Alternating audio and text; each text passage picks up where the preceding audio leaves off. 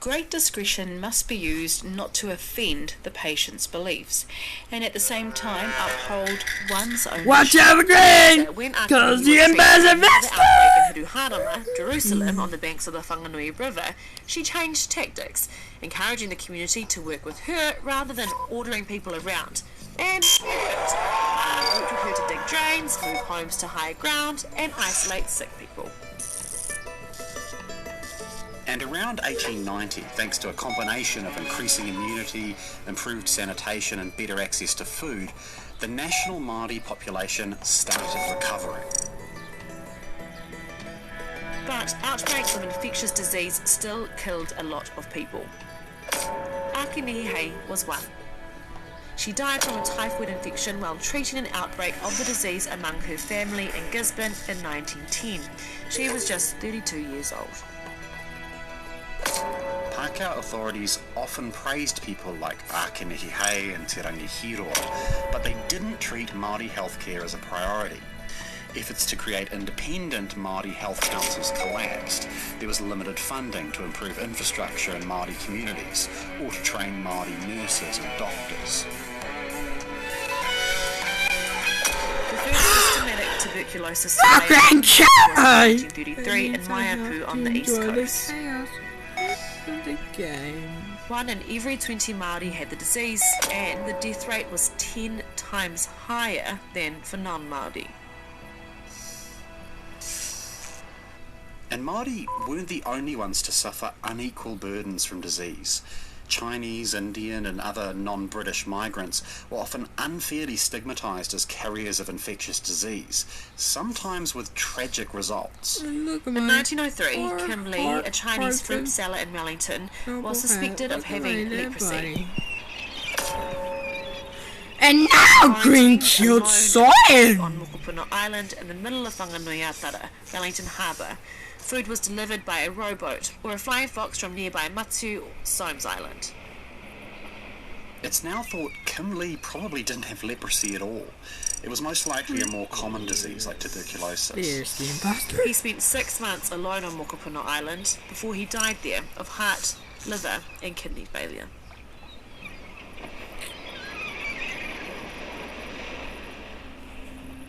New Zealand's most deadly pandemic was the 1918 influenza pandemic, commonly called Spanish flu. It probably started on a pig farm in the United States and made its way into the trenches of Europe in the final year of the First World War. The only reason it's called Spanish flu is because Spain is the first place where its outbreak wasn't suppressed by wartime censors. It's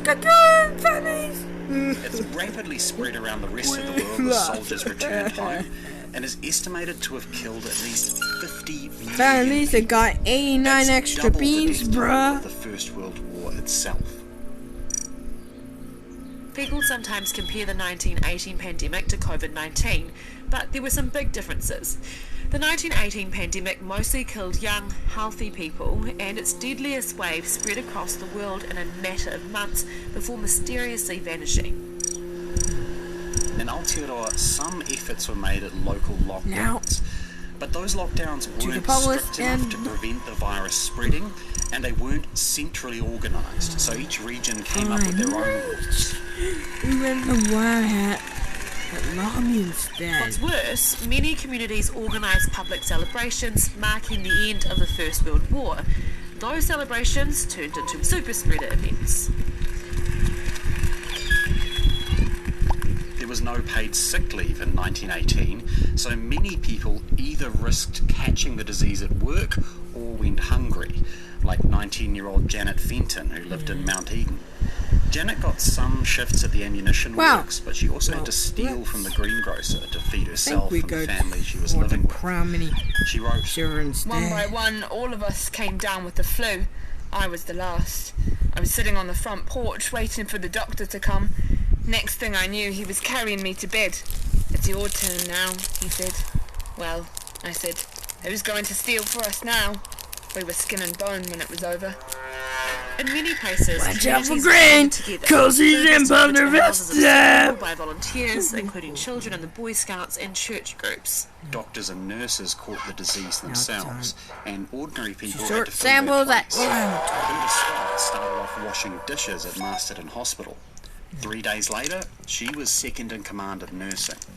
She wrote, We did our best, goodness knows, but we knew so little. I think the worst ordeal was when some husband or wife would ask me to find out about his or her spouse. I'd lie when I knew he or she had died. Outside the Pākehā-dominated towns and cities, Kāinga Māori were hit even harder. The 1918 flu killed 49 out of every 1,000 Māori, No, banana got compared to just killed. 6.5 out of every 1,000 Pākehā. Pākehā volunteers often organised relief missions to their Māori neighbours, but the more remote Kāinga had no outside support. In some small communities, everyone got sick. No one was healthy enough to feed and care for the most vulnerable. The famous Te Rarawa activist Fina Cooper Escape danger right now before I get She killed! was pregnant when the flu hit. She later said this about the experience. I was the only one they came through out of. No, Blair got Ones were killed! pregnant. They all died. And also the babies. They died. Everyone was sick. Wow, No one to help. in the launch They were pad. dying, one after the I would other. stay here. My father was very, very sick then. He was the first one to die. I couldn't do anything for him. There was a feeling that aroha, love, is Just nothing. give around, give around. You're feeling for your relative. It wasn't And no one got killed! own father. When I knew he was dead, I don't think I even cried. And Aka got killed! Jesus, just Fina Cooper, just like many others, was in shock. Nationwide, at least 9,000 people had died in just 2 months. Oh, But great! New Zealand's worst Last chance to hide! 18 pandemic was in Samoa. And now Black New Zealand got soldiers killed! crossed in Samoa from Germany early in the First World War. Military administrators failed to maintain a quarantine, then doubled down on that failure by failing to support sick Samoans. And now Estimated 8,500 people died, more than 20% of the entire Samoan population at the time. Many of them are buried But at in a least I mass got grave 96 right in the centre of extra Apia. beans, We'll bruh. talk more about this incident in another episode of the Aotearoa History Show.